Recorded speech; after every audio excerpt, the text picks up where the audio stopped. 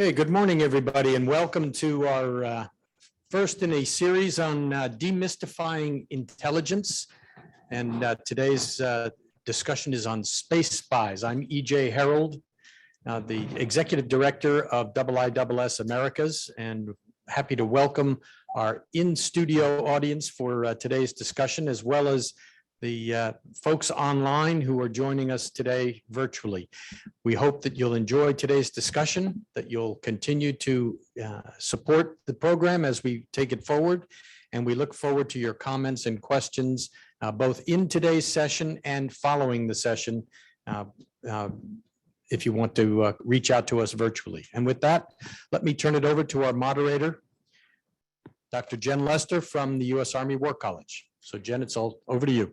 Thank you, EJ. Good morning, everybody. Good morning to the individuals here who braved DC today to come, and also to our audience out there globally. I am Jen Lester. I am an associate fellow here at IISS and also the chair of strategic intelligence at the U.S. Army War College. I'm pleased to welcome our guest panel. We have two here with us in the studio and one virtually. Ben, could you please introduce yourself? Thanks, Jen. Hey, good morning, everyone. My name is Colonel Ben Ogden. I teach space operations at the U.S. Army War College at Carlisle, Pennsylvania. I've been doing that for 2 years. And prior to that, I was in the U.S. Army Space and Missile Defense Command under U.S. Space Command out in Colorado. And so it's a great pleasure to be here to talk about such an important topic. Thanks for having me. Pete, why don't you go ahead and introduce yourself out there? Let's just not get the mute problem too early on. Hello, everybody.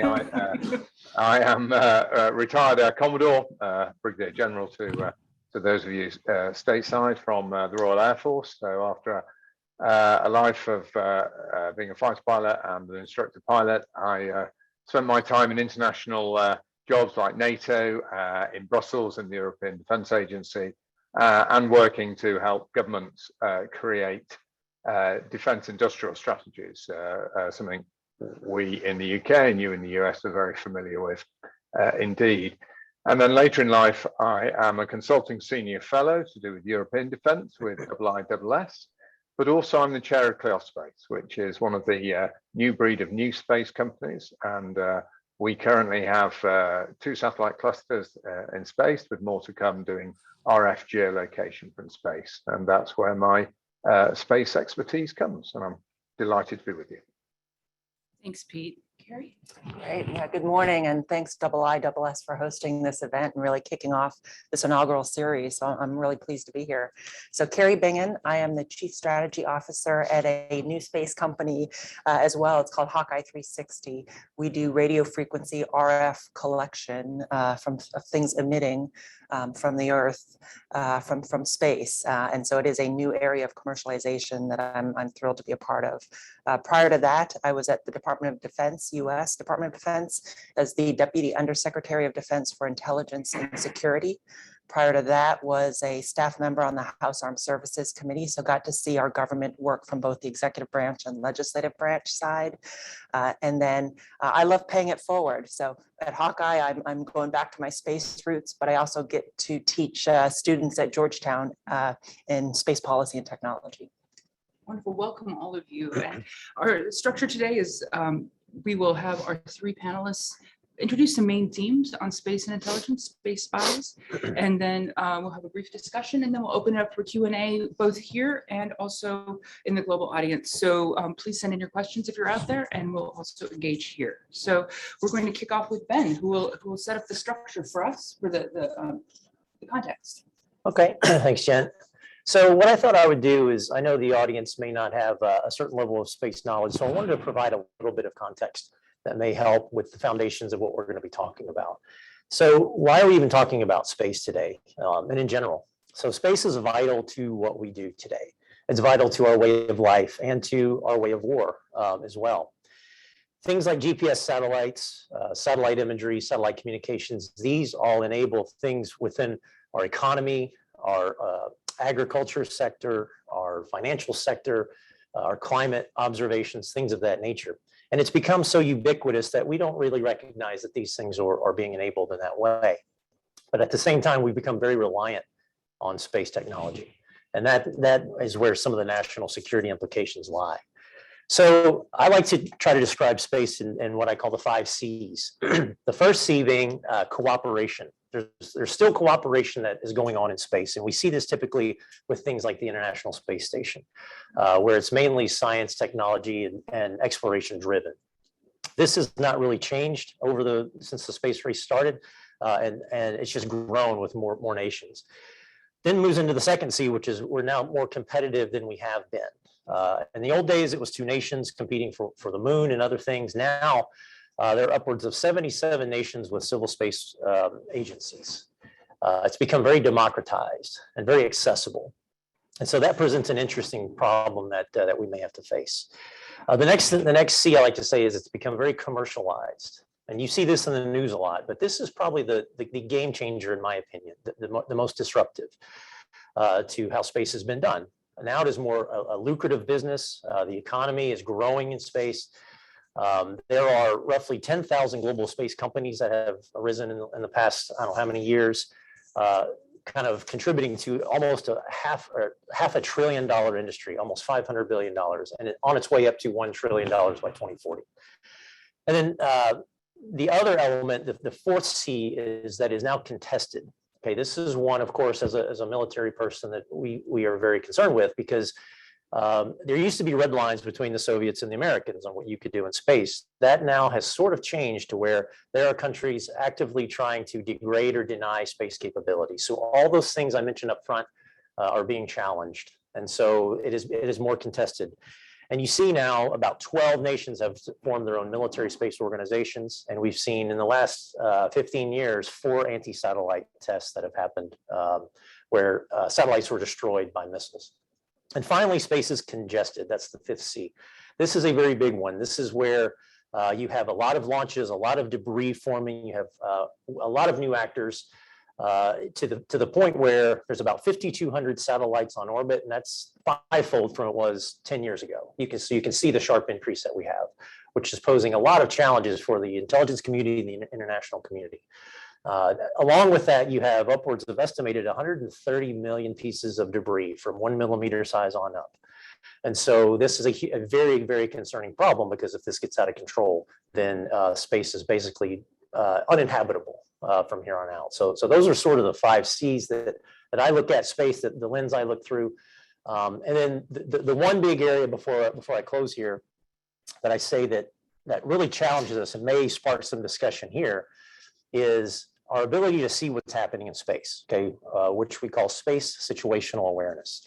Space situational awareness is essentially, if you think about it, you have to have sensors on the Earth, all around the Earth, whether they're optical sensors or radars, to basically see what is happening. Now, we've had this for a long time. It's run by the best is run by the US military, but with growing demand and growing congestion and growing actors in space, it's becoming more and more of a challenge. And so this is going to present several problems to the intel community, in my view. One will be there'll be counterintelligence concerns. Okay, with more transparent data, with growing interest in space, that will allow some nefarious actors or adversaries, especially those with AI capability, to aggregate this data and to really get a clear picture of where maybe some of them are more critical assets are in space. The next is operational security. Okay. Since there will be greater transparency with more people wanting to look into space, there will be less unity of command in many ways, because now you have commercial elements that are looking into space. You have government agencies looking into space. And so there may not be the interoperability we have to form a clear picture, or we may have data that we can't rely on or that's conflicting with our own data. And so the intelligence community is really going to have to figure that out. But I think overall, what this whole space situational awareness thing does for us, or the challenge is, what's the intent of the activity going on? If we cannot see clearly what's happening in space and what those capabilities are doing, the intelligence community, their bread and butter is to figure out the intent of the actions going on. And so I think this is going to present a major challenge that we're going to have going forward. So that's what I'd like to present to open up. And Jen, I'll just turn it back over to you. Thanks so much, Ben. Pete, why don't you weigh in here? Yeah, thanks very much. And I was just sitting there listening to Ben trying to decide how many of these C's that a new space company like PLOS fit into. But certainly accessibility, for sure, space has become much more accessible. There's competition out there in who's providing launch. There's competition in who's providing the control of satellites. And there's the ability for those who previously have not been able to get into space to both get into space because it's affordable and to produce craft that can go into space that are reliable. So that leads to it being commercial. If it's commercial, then more people can do it. And you end up in the democratized position that Ben talked about. So what does that mean for the Intel community? Reverting back to the type of the talk. Well, first of all, is the volume of data that's going to come down. That has just leapt. There's more people providing more data in more formats from more places than ever before. So there's huge decisions to be made about where you go to for that data and who's got it. And I'll come back to the who's got it in a minute. Now, we all regularly and quite glibly hear noises about, oh, AI and ML and all of these things are going to solve the problem for us. But they still require some trust, and that's really important, in the standard of the data. You've got to make sure that to get good stuff out, that you put in good stuff in, and things that you can rely on. So you've got to have trust, not only in the quality of that data in the sense of where it's picked up from, what the sensors are seeing, but also the quality of that data as it transitions through medium that you might not, from the Intel community's point of view, have control over, where in the past you have had control. When it's a national asset, collecting some information and then delivering it to you, you've owned every part of the pathway. You've been able to secure every part of the route it gets to you. If you're going to take the new world and the new space look at it, you're not going to have that control. So you've got to find ways of trusting it. So I've talked a little bit there about the negatives of all this volume. There's so much of it, it's so hard to be sure about it, but that produces a very great positive, and that is resilience. You've got many different ways of seeing things, judging things, and therefore analyzing things because of the great variety of sensors and sources that are out there. If we remember that the sort of birthplace of the internet was to create a structure that was hard to break, that had many nodes, many routes, and if you broke one communication channel, then another one will come into use. Then that's almost what we have now, which is many different sources looking at the same sort of areas, particularly when something exciting is going on. As I'm sure right now, everybody's starting to focus in one part of the world. We certainly are. And that leads to having places to go for information that you might not have gone before. So having perhaps one big, mega satellite that could be taken out suddenly goes away. That's the checks and balance, of course. The negative is the huge amount of congestion in space and all those things that Ben has talked about. But the positive is to have so many places to go for that if one breaks, you've got another go elsewhere. But the other thing I think we have to think about is the varying reaction to these sources of data from different groupings, different nations, and different commercial sources. Certainly, I sit outside the United States. I'm talking to you at the moment from the United Kingdom, with my main focus in Europe, but also with a massive interest in what's going on in the US. And I can assure you, in that collection of areas I've talked to you about, then the reaction to these new ideas is very different. And the US in particular is so far ahead of others in thinking about how it can access these new ideas of doing things, how it can support those who are trying to do it, and therefore how it can gain most benefit for the warfighter.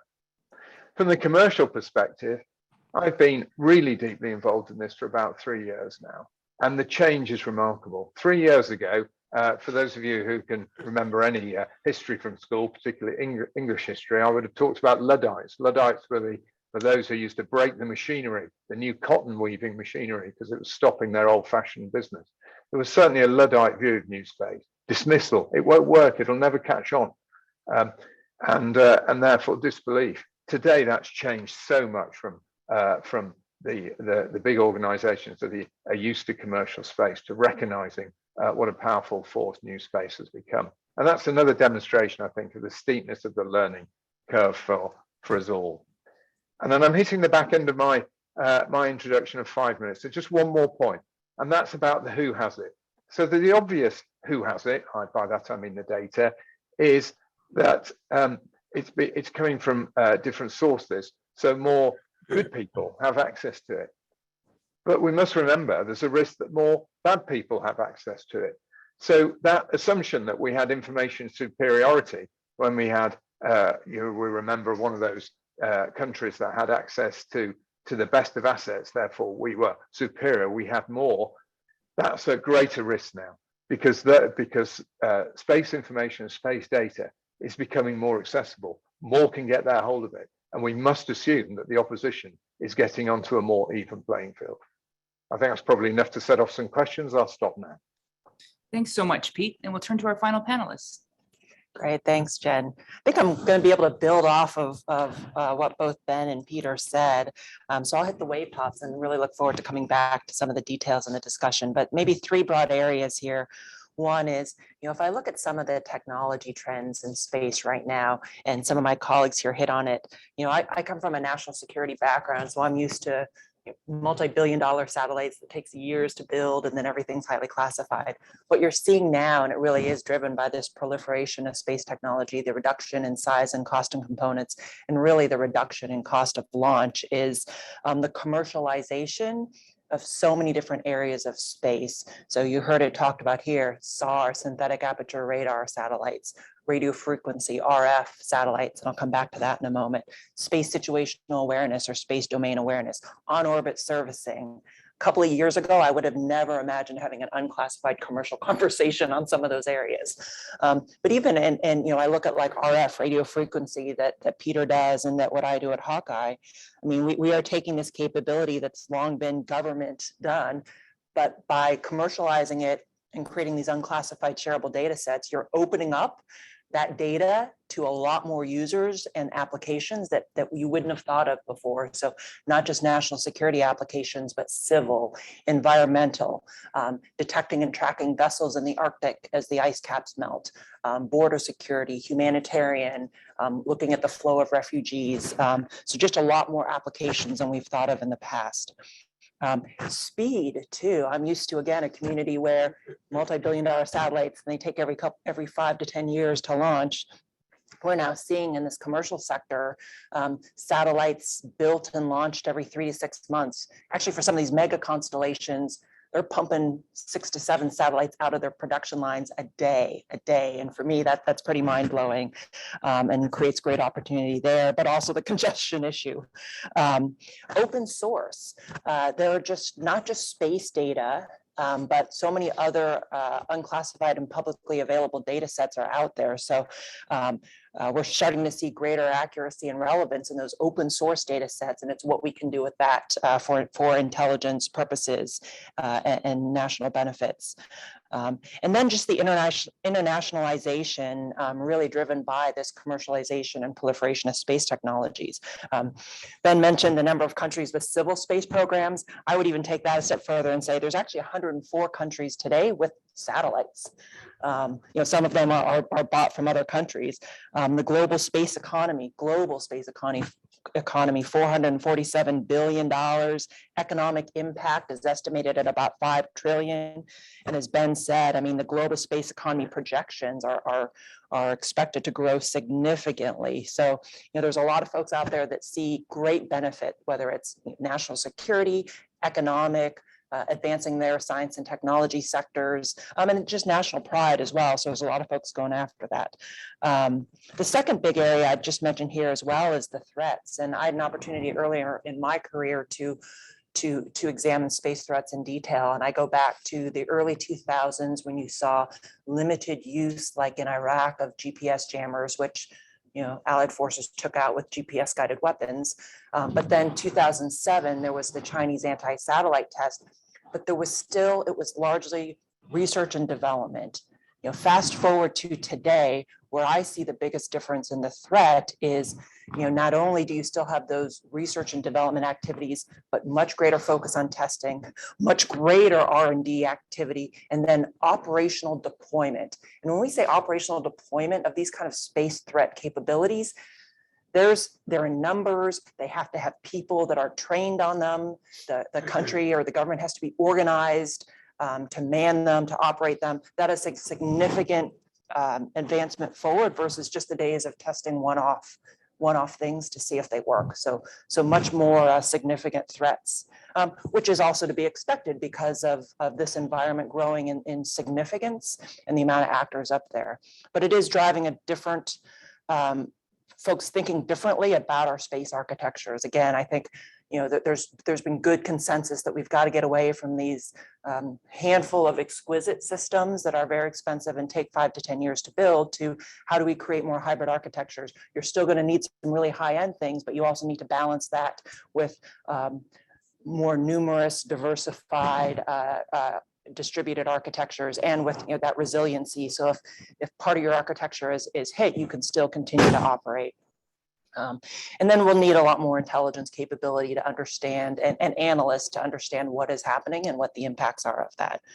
The last thing I want to mention, I would be remiss if I didn't, is what we're seeing happen today in Eastern Europe and Ukraine is just of tragic and unnecessary proportion. What I'd say from a space and intelligence perspective is, it's phenomenal to see the unprecedented sharing of intelligence right now, release of satellite imagery and other information. Clearly, there's an urgency of the moment now. I think the question going forward will be, will we sustain some of this going forward in our policies and institutionalize this kind of sharing? I mean, clearly our allies and our partners, this is a competitive advantage vis-a-vis Russia or China. And so let's take advantage of that and really institutionalize this kind of greater sharing. Thanks so much. Thank you all to all three panelists. I am going to take the moderator's prerogative and ask the first question, and then I'll open it up for further questions both here and out there. And I just want to follow up on Kari's final question, this sort of meta question. Where do we go from here when it comes to this? I think all of you talked about commercialization, the issues of cooperation, open source, more access. What does that mean for situations like the conflict in Ukraine right now, which is horrifying everybody because we see so much more of it? Do any of you want to weigh in? For example, Ben, would you like to talk about, you had mentioned operational security, and in this context, can you speak to that a little bit? Yeah, sure. Well, it's very, it's very complicated on where we go from here, of course. Otherwise, it would be very easy. But operational security is something that the capabilities from the space domain are making very difficult, actually. When you think about, we'll take satellite imagery, for instance. If you're watching the news right now and everything going on with Ukraine, you're seeing images coming out daily about convoy movements and whatever. These are from commercial satellites. This is not coming from the government, any governments. This is a company that is selling their product to, in this case, the media outlets to publish.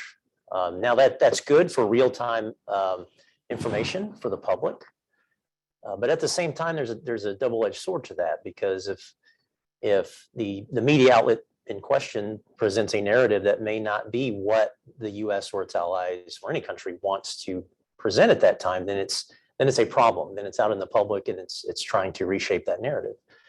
Sort of like you see with cell phones on the street now, real-time imagery that's happening for events that are happening in the world. We're seeing it now from space.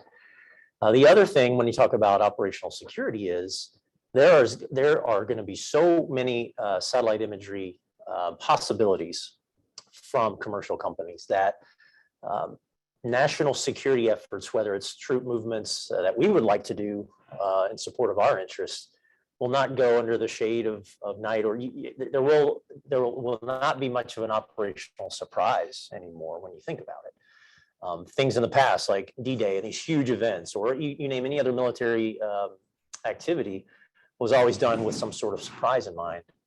That almost is impossible now. with the number of the satellite imagery that's accessible and available to anybody that will pay money to get it. And so it puts a challenge on, for instance, the US military or the national security sector, because how do you wage any type of activity to meet your interests when you know your activity and your movement is going to be watched? It increases the need for deception operations, really, and you have to be creative about it to make sure that you can accomplish your objectives. So I think that's a big part of that discussion going forward with operational security. Thanks. Did you want to add anything, or did you want to speak to sharing what you brought up so well? No, sure. Question. I'd be happy to build on this a bit further. And you know, I contrast kind of then and now, and I think back to Ukraine 2014 when Russia invaded Crimea and the Donbass. And in 2014, we still only had a handful of commercial satellites up there. I mean, you didn't see the release and the volumes that you see now. And frankly, not just the imagery, but also the release of intelligence, broader intelligence overall. So that's just pretty phenomenal how technology has enabled us to get to a point today where you're seeing so much more. You know, part of the challenge though is, you know, you're seeing forces, you're seeing capabilities, but the intelligence equation is what is the capability and what is the intent? And so there's still the challenge of getting after what is the intent, you know, when you see what the administration has done in releasing further information, you know, they're trying to get at that. You know, we've struggled, I think, over the last decade or so. You know, how do you counter gray zone activity? And I have to credit a colleague. This is not my thought, but one point he made is, you know, how do you counter gray? You make things more black and white. And that's what we're seeing happen right now. And I think particularly for our allies or for folks that maybe were on the fence, commercial imagery, you know, what you're seeing from space, it's helping to contribute to that overall intelligence picture of making it a lot more, you know, stark of what's happening on the ground. But back to my earlier comment of, you know, will this portend more institutional changes? Actually, there was a great op-ed yesterday in War on the Rocks from Jake Harrington, who basically said, you know, high fidelity open source intelligence has finally gone mainstream. You know, so we are seeing a clear demand signal for this kind of shareable information.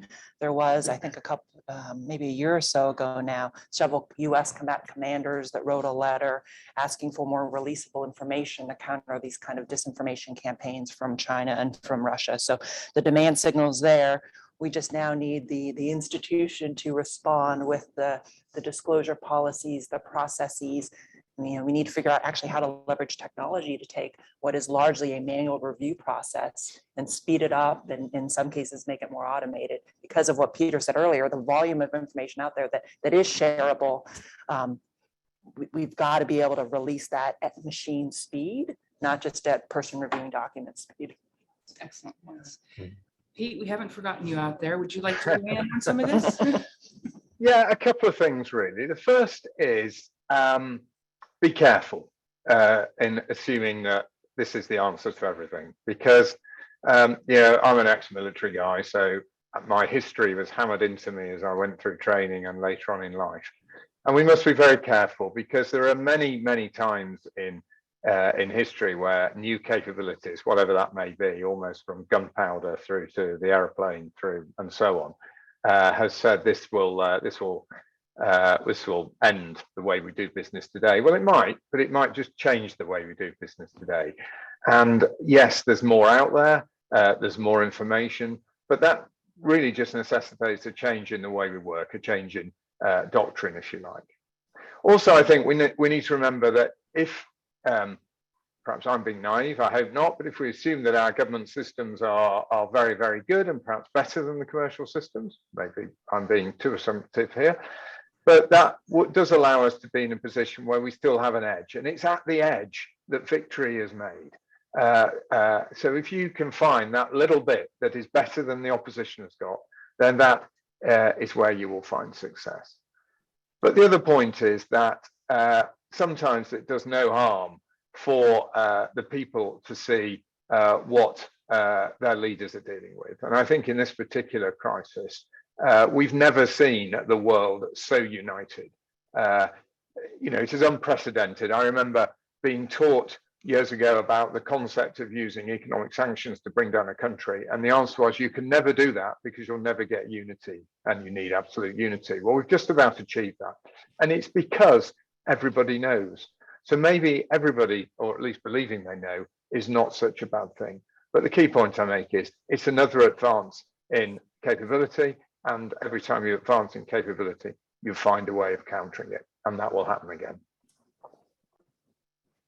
Thanks, Pete. Now we'll open it up to questions and answers from people here in the studio and also out in the world. So anyone here? Yes, in the back, please. Thank you. Hi, good morning. Alex Sanchez, James Defense. I was wondering if you can talk a little bit more about the international legal framework that governs space. It's something that you have touched on, but not much. For example, the Outer Space Treaty was signed in 1967, over 50 years ago. There's the Artemis Accords, which were signed only 2 years ago, but they're more about going back to the moon more than governing space. So when you talked about competition, commercialization, congestion, what kind of legal framework would you like to see govern space in order to address these issues? Thank you.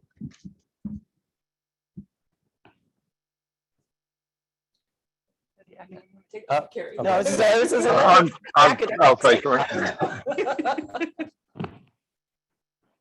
Oh, Pete, or did Peter want to?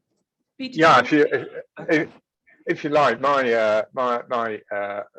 in commercial terms, my home country, Luxembourg, has done considerable work, which has been supported by the US on how commercial activity might occur in space. And I'm no legal expert, but what I would say is this work needs to continue. Some of the early decisions on space and what it couldn't be used for are plainly out of date. We do need to find a way forward, and we need to find a way forward that neither gives space away to anybody nor denies the benefits of space that they bring to humanity, because they do. Space does the correct utilization of space brings massive benefits to humanity, and I think we've touched on it earlier that we've almost forgotten how much we rely on space. I don't know how many people got to where they are today simply by using the navigation system in their car, but never forget, without space, you wouldn't have that. So a modernization of the legal framework needs to happen, but work has been done. And I do commend you to look at some of the work that's been done by Luxembourg on this issue. Yeah, the only thing I'll add, and I am not a lawyer as well, but what I find remarkable about the Outer Space Treaty and really the principles embodied therein is, if you look over time from when it was first passed to now, the general precepts, peaceful use of outer space has remained, from an American perspective, remained consistent across, our administrations in trying to live up to that. But as well, across political parties, so that those principles in the Outer Space Treaty, from our perspective, an American perspective, still hold.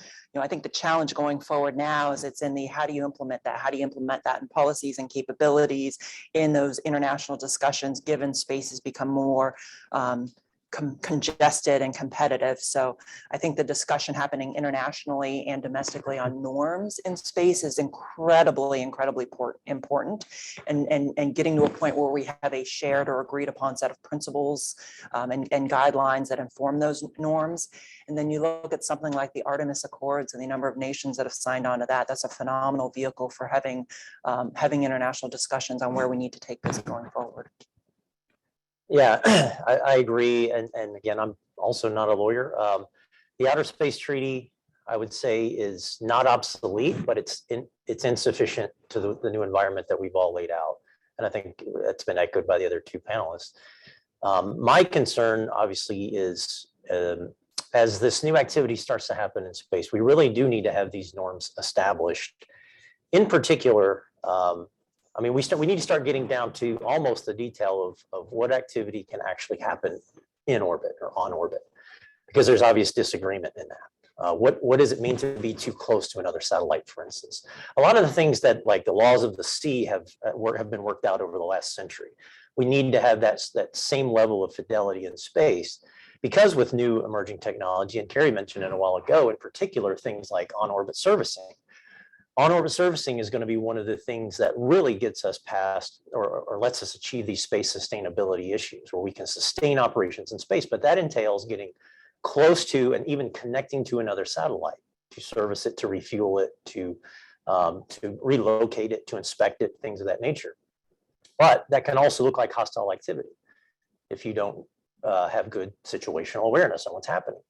And so we have to have norms that really address that level of detail and how we behave and act on orbit and in space. Because if we don't, then there could be strategic miscalculation that could go even further. So that's my biggest concern.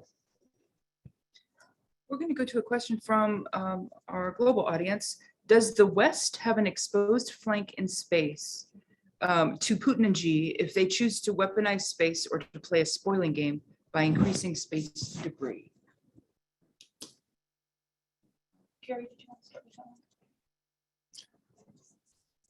Well, first I'll say, I think they've already weaponized space.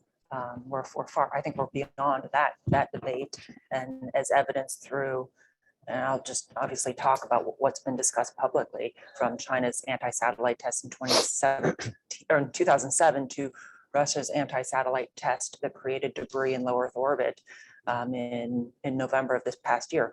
Both of those tests created a significant amount of debris in low Earth orbit that will be here for decades to come. China's SJ-17 is doing odd things out in geo orbit. And there are some actually commercial companies that have done some great open source work on that activity. The Russian nesting doll from about a year or so ago that was doing odd activity in low Earth orbit as well. So there's plenty there, plus just jamming, GPS jamming, SATCOM jamming, etc. So a lot of threats there that I would argue, show the weaponization of space is happening. Is it a exposed flank? I mean, we and every spacefaring nation are vulnerable to any of these threats, whether they be human generated or even natural events as well. But I think that's why you're also seeing a much greater emphasis out of our government and out of allied governments. The UK just released their national space strategy as well. We're seeing a lot more emphasis on how do we protect our capabilities in space? How do we create these norms, these international norms? How do we build more resilient, diversified architectures to be able to absorb some of these things and continue to operate?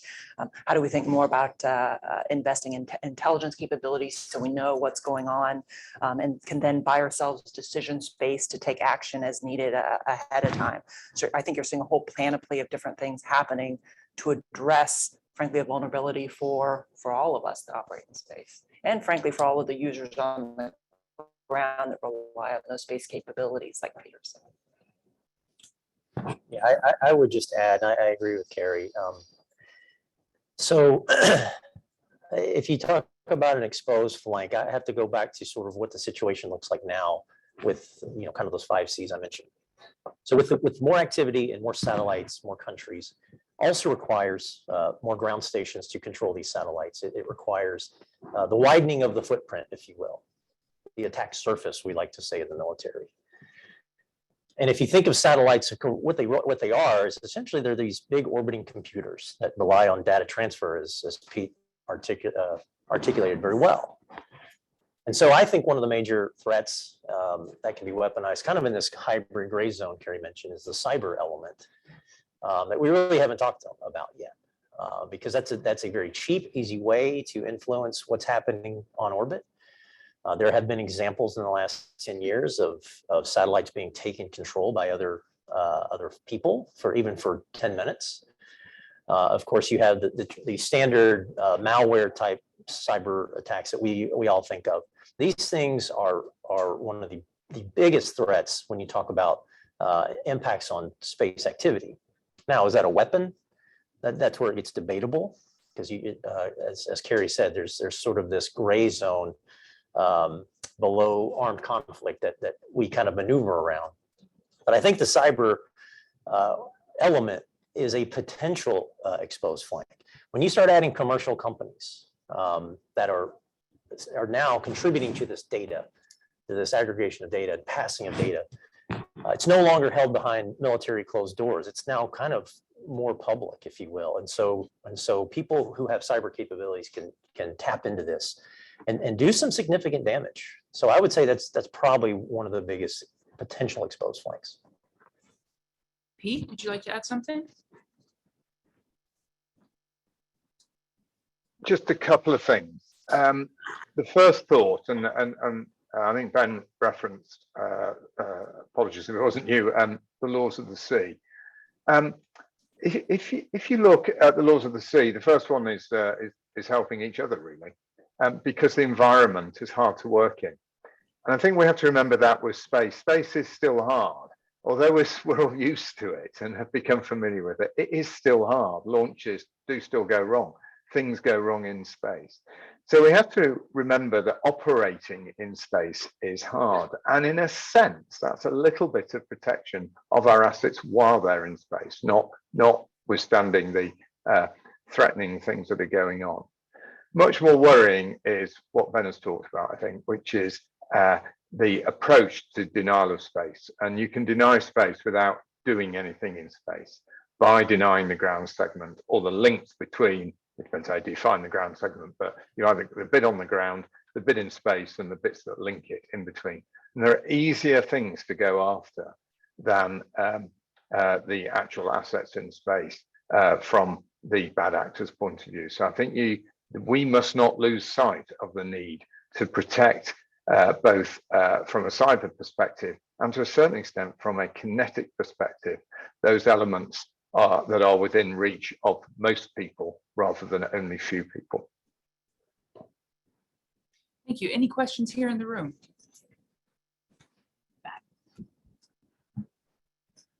Thanks so much for joining us today. My name is Jake. I'm an intern here with the Strategy, Technology, and Arms Control program.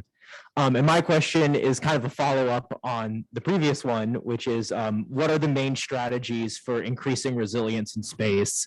How do we defend assets in space from both bad actors and environmental effects? Thanks. Pete, do you want to take first whack at it? You seem to go last these days. Yeah, that's great because I can hear the clever ones ahead of me. I was very taken with your role actually, which is the concept of arms control and how do we protect what we're doing. And I think the point I would make is we still struggle with the truth of SSO, space situational awareness. We still struggle with truly tracking assets and really knowing where everything is. And that knowledge is held to a certain extent, but by the few. And if we are to protect, if everybody's to be protected, then we need to increase the level of sharing in the space situational awareness domain. That's the first thing. And openness in that sense will also if you like, expose those who might be doing nefarious things. Because in the end, if we're going to stop them doing that, then we need the political discord, which is going to happen on the ground.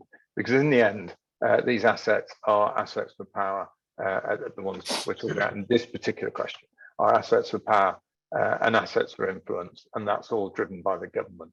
So once again, we shouldn't get focused on building a big castle in space to protect our asset, when actually the problem lies with those who are the controllers on the ground. Yeah, no, good question, thanks. I would say the first thing, and we've kind of talked about it, is we've got to get norms of behavior established, because then that's sort of the rule book that we can, like Pete said, we can call people out and say they're doing nefarious things in space. Because right now it's left to the interpretation of the person who owns that satellite or that capability. The other, and I agree with Pete, is, like I mentioned in my opening remarks, is the space situational awareness. We have to have a clear picture of what exactly is happening in space, so there's no dispute. And so we've really got to get that nailed down. I think that one of the biggest strategies that we're seeing play out is this proliferation of low Earth orbit, what's called. So essentially it's, Kari mentioned a while ago, in the old days, it was send up gold-plated satellites, literally gold-plated satellites, one into orbit. That was your main thing to have. But now it's let's send up these mega constellations, these huge constellations that if one is attacked, so be it. You still have 99 others, if you will, to carry on the mission and keep capabilities moving. And so I think that's sort of the strategy we're seeing play out, even if inadvertently. I mean, I think the commercial industry is driving those mega constellations, and now the national security sector is just latching onto it. That's why you hear like the Air Force basically saying, we want a hybrid space architecture. We want to leverage what the commercial sector is doing, because that gives us way more capability that if one of these is attacked, then the others are okay. And so that forms a deterrent for some of these nefarious actors potentially to do something. And then you hear the last thing, you hear a lot of discussion out there about declassification of systems as well. Space has always been very, very classified, at least in the national security sector. And so how do you deter countries from doing things if it's so hidden and so classified? And so I know General Hyten, the former vice chief, when he was leaving, he openly said that, yeah, we need to do something about that, because that could offer another deterrent to show capabilities that we do have to protect ourselves. Yeah, for fear of sounding repetitive, though I might here, if I look at the spectrum of different kind of threats, the likelihood and the impact, right? At one end, you think cyber that both my colleagues here have mentioned. So steps that we can take on the ground through our links to create more cyber protections and more cyber robustness, cybersecurity, up to things like jamming. If your satellite communications links are being jammed, then figure out how you employ alternative pathways to get data down to the ground. And so some of the things that you're seeing, like the Space Development Agency, SDA do, and others, in terms of creating these linked communication transport architectures so that you can get data, not just down to one ground station, but can get data down via multiple pathways. Those are some great things to address some of these threats and just create more capability out of space as well. Some of the resilient architecture discussion that we had as well, where instead of just putting all your eggs in the basket of big systems, you've now diversified.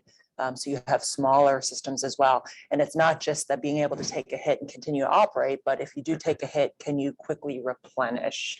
And you can't wait 5 or 10 years to get that big system up. So you've got to try some of these others. And this is, I think, where commercial can play a particularly strong role. Space domain awareness was already mentioned. In order to even be able to make a decision, you have to know what's going on in that space. So space situational awareness, space domain awareness capabilities are incredibly important. And then back to the international norms piece as well, is you need to have the right domestic and international policy framework from which to operate from. So those norms, I think, are critical. I'm a bit more skeptical, I'll say, on arms control, just because I've seen other actors not stick to them. And the verification, particularly in this dual use area and some of the things that I just talked about, I think is incredibly challenging. But I think that there is, back to the United Front here, I think there's a great set of international players that want to take positive steps here on the norms front. And we should throttle those activities forward. Excellent, thank you all. We'll switch gears a little bit to the International Space Station. Given the changing relationship between the US and Russia and the new security and intelligence structures arising as a result of the situation in Ukraine, is this platform and the existing relationship feasible or even salvageable? Ben, do you want to jump in on that? Is it specifically talking about with Russia, or is it just in general? Well, that's kind of the million-dollar question right now, given what's happening in the world. I mean, the cooperation with Russia over our history, ever since really the end of the Apollo era, has been very, very solid. We started with Apollo-Soyuz, where the Soviets and Americans were doing cooperative efforts in space. And then you started seeing these space station concepts coming with like Mir and other things.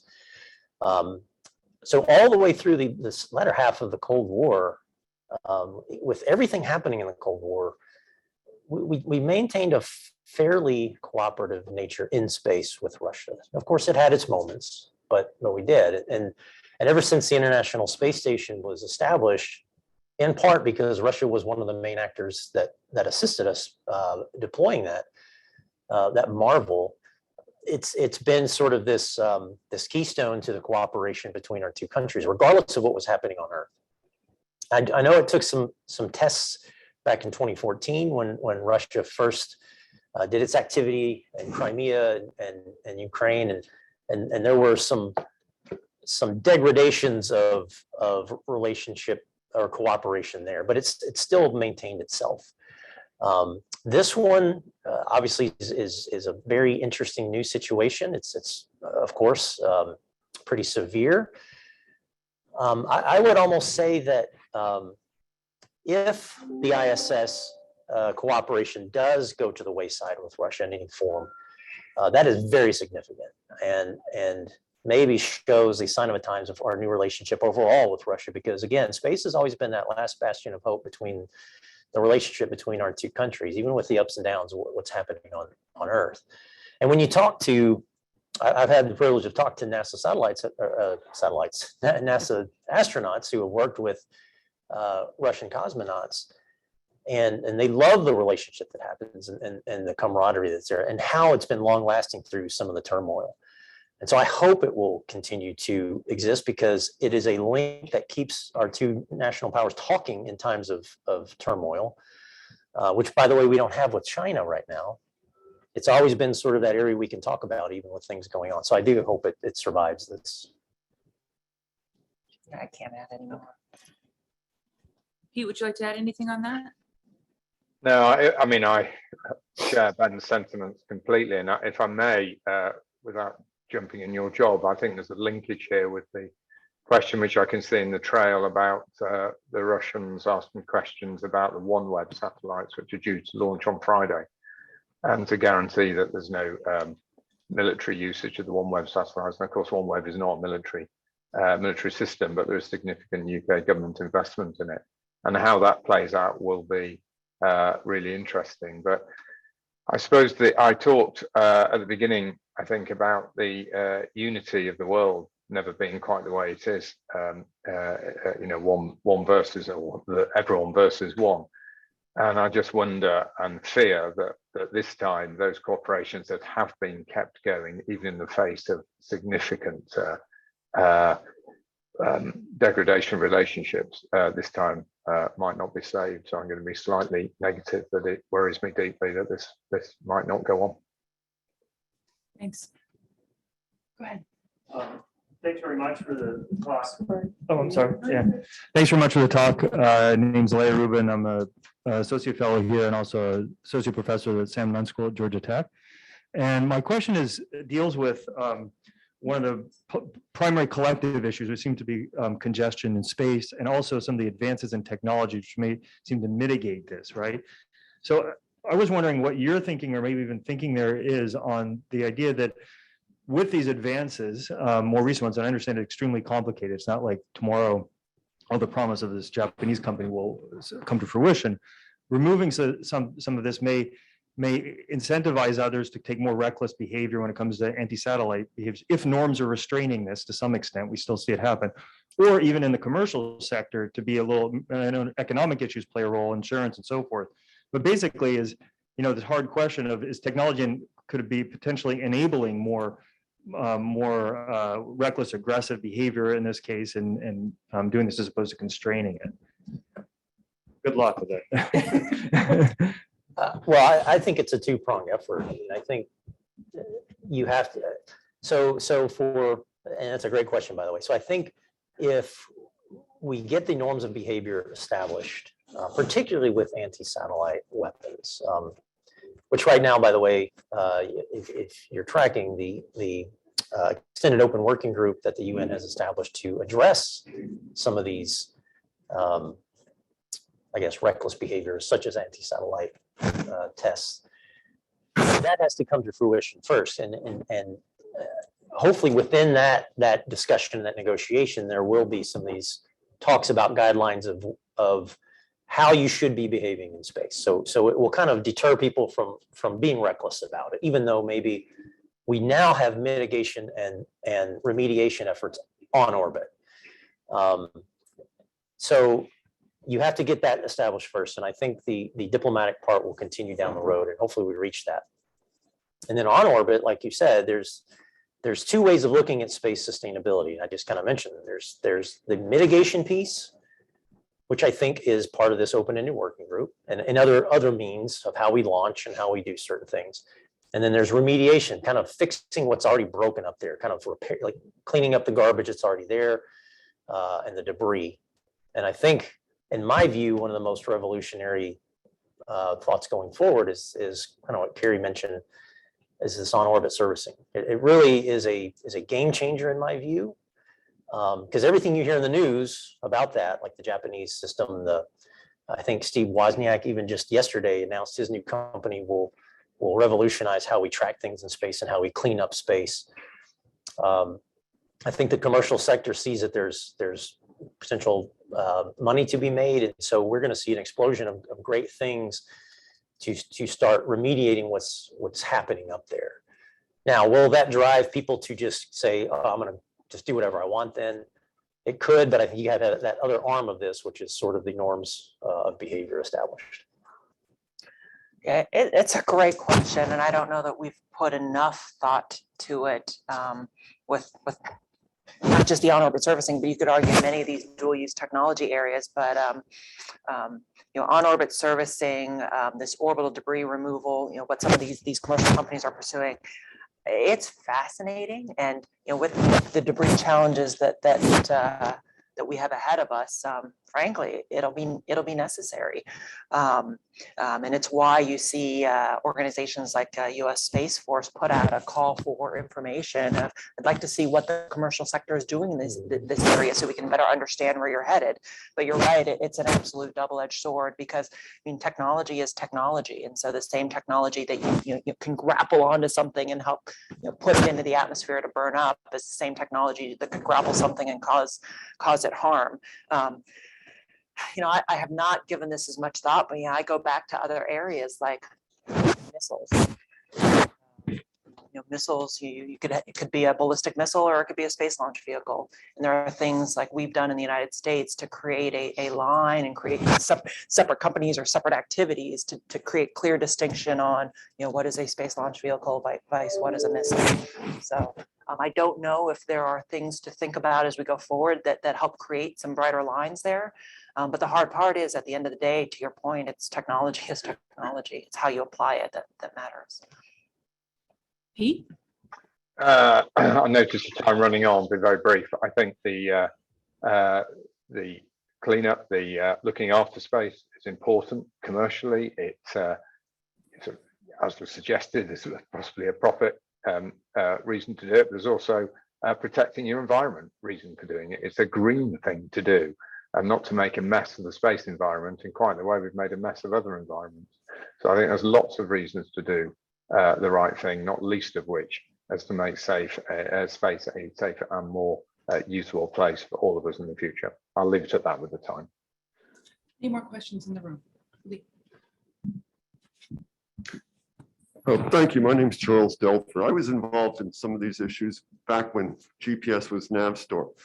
In those days, the defining challenge for space-based intelligence was nuclear war. Putin has made that fashionable again. Am I incorrect in thinking that should be the defining challenge for all of our structures in terms of reliability, if you're going to support a potential national command authority to, for example, launch under attack? That seems to me to be the stressing case. And from that, you can kind of make judgments about many of these other issues. Thank you.